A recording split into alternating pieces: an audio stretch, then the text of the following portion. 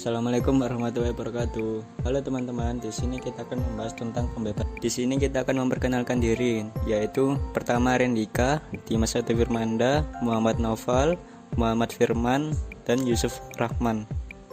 Materi pertama yaitu latar belakang. Pada 1949, KMP memutuskan masalah Irian Barat akan diselesaikan 1 tahun setelah penyerahan kedaulatan, tetapi Belanda terus menunda. Faktor yang menyebabkan Belanda menunda penyerahan Irian Barat. Yang pertama yaitu faktor politik, di mana keinginan Partai Katolik untuk menguasai Irian Barat di bawah kendali pemerintah Belanda. Kedua, faktor sosial. Untuk mengatasi kepadatan penduduk, Belanda menjadikan Irian Barat sebagai daerah tujuan Belanda bagi kaum Indo-Belanda. Ketiga, faktor ekonomi. Menteri Marsieven menyadari potensi ekonomi Irian Barat.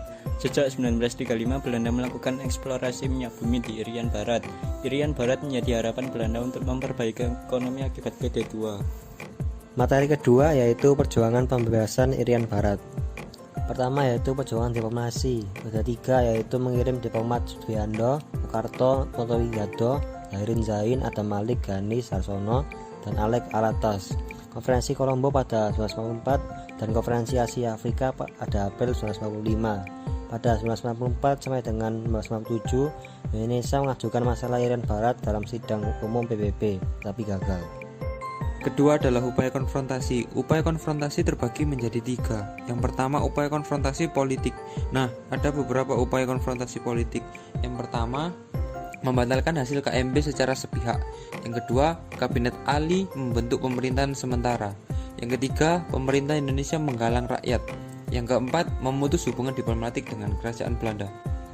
Kedua, upaya kompensasi ekonomi. Berikut upayanya. Yang pertama, pembatalan utang-utang Indonesia kepada Belanda.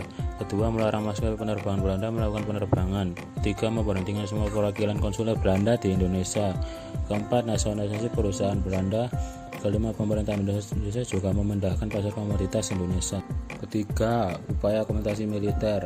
Berikut upayanya. Yang pertama, pemerintah Indonesia berencana membeli senjata dari Amerika Serikat. Kedua, pemerintah Indonesia mengajak rakyat Indonesia terlibat langsung dalam pembebasan Irian Barat. Yang ketiga, membentuk Komando Mandala yang berada di Makassar yang dipimpin oleh Mayor Jenderal Soeharto. Pelaksanaan penentuan pendapat rakyat PEPRA 1 dilaksanakan pada 14 Juli 1969 sampai 4 Agustus 1969 yang diatur oleh Brigjen Sarwo Edi Wibowo. 2 dilaksanakan di tiap kabupaten di Irian Barat. 3 menggunakan metode Many Man One Vote. 4 hasil PEPRA dibawa dalam sidang umum PBB ke-24. 5 Dewan Musyawarah PEPRA memutuskan Irian Barat kembali ke Republik Indonesia. Sekian dari kami. Wassalamualaikum warahmatullahi wabarakatuh.